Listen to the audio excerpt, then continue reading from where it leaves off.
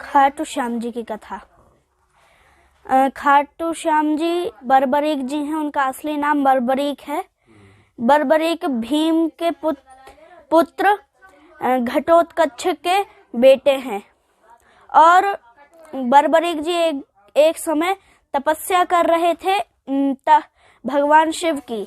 भगवान शिव उनसे प्रसन्न होकर उन्हें दर्शन देते हैं और उनसे कहते हैं, मांगो तुम्हें क्या वरदान चाहिए। तब बर्बरीक जी कहते हैं, हे प्रभु, आप मुझे ऐसा वरदान दीजिए जिससे मैं सबकी मदद कर पाऊं। तब भगवान शिव उन्हें 3 बाण देते हैं और कहते हैं, इन 3 बाणों में दैव्य शक्ति है।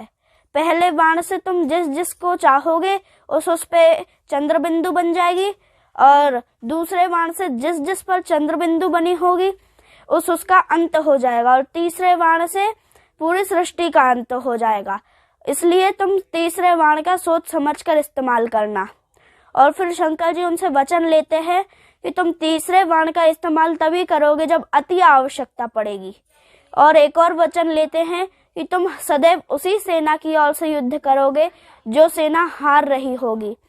तब बर्बरीक जी अपने घर जाते हैं वापस और फिर अपनी माता मोरवी से कहते हैं कि मुझे महाभारत के युद्ध में जाना है।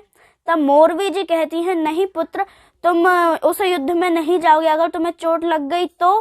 तब उनकी दादी हिडिंबा कहती हैं, जान दो मोरवी, ऐसे ये सिर्फ दूर से युद्ध देखेगा। तब बर्बरीक जी कहते हैं, हाँ माता, मैं दूर से सिर्फ युद्ध देखूंगा, युद्ध में भाग नहीं लूंगा। तब बर्बरीक जी अपने नील अश्व पर सवार होकर चले जाते हैं कुरुक्षेत्र की ओर। फिर वो जब कुरुक्षेत्र में पहुंचते हैं तो अपना नील अश्व बांधते हैं पेड़ से और तब धृष्टद्युम्न जी आते हैं और उनसे कहते हैं, हे युवक, तुम कौन हो। तब वो कहते हैं, मैं घटोत्कच पुत्र बर्बरीक हूँ, मैं इस युद्ध में भाग लेना चाहता हूँ। तब धृष्टद्युम्न जी कहते हैं, अच्छी बात है, मैं ये बात महाराज तक पहुंचा के आता हूँ। तब धृष्टद्युम्न जी जाते हैं और युधिष्ठिर तथा सभी पांडवों को बताते हैं। तब पार्थ अर्थात अर्जुन कहते हैं कि अवश्य ही कोई पागल होगा जो हमारी ओर से युद्ध करना चाहेगा। तब कृष्ण जी कहते हैं, नहीं पार्थ, हमें एक बार चलकर देख लेना चाहिए। तब भगवान श्री कृष्ण जाते हैं अर्जुन जी के साथ और फिर जब बर्बरीक जी कहते हैं कृष्ण जी को, प्रणाम गुरु जी। तब अर्जुन जी कहते हैं, आप दोनों एक दूसरे को जानते हैं। तब कृष्ण जी कहते हैं, हाँ, ये मेरा शिष्य है। तब बर्बरीक जी अर्जुन जी को प्रणाम करते हैं, प्रणाम दादा जी, और फिर बोलते हैं कि मैं युद्ध में भाग लेना चाहता हूँ, किंतु मैं हारती हुई सेना की ओर से ही भाग लूंगा। तब भगवान श्री कृष्ण कहते हैं, यानी कि तुम बीच में से पलट सकते हो। तब बर्बरीक जी कहते हैं, हाँ, जो सेना हार रही होगी मैं उसी सेना की ओर से युद्ध लड़ूंगा। तब अर्जुन जी कहते हैं, तो फिर तो अच्छा है, हमारी सेना ही छोटी है, आप अवश्य ही हमारे ओर से युद्ध लड़ेंगे। तब बर्बरीक जी कहते हैं, आपने शायद ध्यान से सुना नहीं दादाश्री, जो सेना हारेगी मैं उसी सेना की ओर से युद्ध लड़ूंगा। तब कृष्ण जी कहते हैं, ठीक है, हम आपको विचार कर कल बताएंगे, आप तब तक आराम करिए। तब कृष्ण जी रात में सोचते हैं, अगर बर्बरीक ने युद्ध किया तो वो बीच में से पलट सकता और इससे हम हार भी सकते हैं। इसलिए कल अगले दिन कृष्ण जी जाते हैं बर्बरीक जी के पास और कहते हैं, हे बर्बरीक, हम एक महायज्ञ कर रहे हैं जिसमें सर्वश्रेष्ठ मनुष्य की आहुति देनी है। तब बर्बरीक जी कहते हैं, परंतु ऐसे सर्वश्रेष्ठ मनुष्य हमें मिलेंगे कहाँ।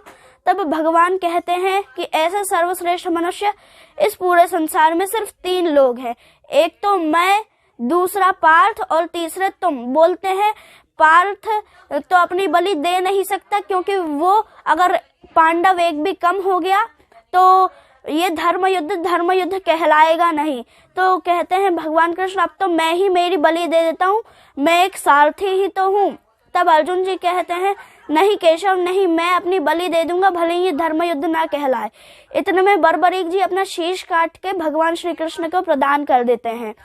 और जब ये सब बातें पांडवों को पता चलती हैं तो पांडव आते हैं और भीम जी कहते हैं, हे केशव, आपको ऐसा क्या हो गया जो आपको इसकी बलि लेनी पड़ी। तब ने कहते हैं आप चिंता मत करिए भीम, हम इनके शीश को फिर से जीवित कर देंगे। भगवान फिर उनके शीश पर अमृत की बूंदें छिड़कते हैं और उनका शीश वापस से जीवित हो जाता है। और फिर भगवान उन्हें वरदान देते हैं कि हे बर्बरीक, मैं तुम्हें वरदान देता हूं कि तुम अब से मेरे नाम श्याम से जाने जाओगे और तुम सदैव पूजे जाओगे और तुम्हारी सारी मेरी सारी शक्तियां तुम्हारी हो जाएंगी।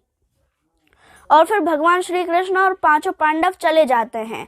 फिर भगवान जाते हैं और फिर युद्ध समाप्त होने के बाद पांचों पांडवों में बहस छिड़ती है कि युद्ध किसकी वजह से जीता गया।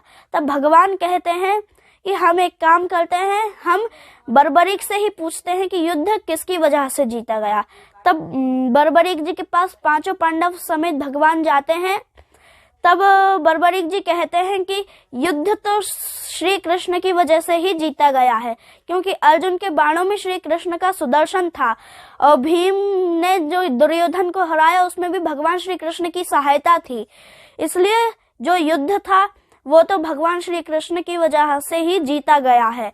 और फिर भगवान श्री कृष्ण ने एक और वरदान देते हैं कि जो काम मैं स्वयं भी नहीं कर सकता वो काम तुम स्वयं करोगे, कि मैं भाग्य में लिखा हुआ नहीं बदल सकता किंतु तुम भाग्य में लिखा हुआ भी बदल सकोगे। जो तुम्हारी चौखट पे आएगा तुम उसका भाग्य का लिखा हुआ भी बदल पाओगे। भगवान श्री खाटू श्याम जी को हारे का सहारा भी कहा जाता है। भगवान श्री खाटू श्याम जी को हारे का सहारा इसलिए कहा जाता है क्योंकि भगवान शिव ने उन्हें वरदान दिया था कि तुम सदैव हारने वाले की मदद कर पाओगे। और श्री कृष्ण ने उनसे कहा था कि तुम भाग्य में लिखा हुआ बदल पाओगे और जो भी तुम्हारी चौखट पे आएगा तुम उसका भाग्य उज्जवल कर दोगे। इसलिए भगवान श्री खाटू श्याम जी को हारे का सहारा कहा जाता है। और फिर भगवान श्री कृष्ण और पांचों पांडव चले जाते हैं और कथा का विश्राम यहीं होता है।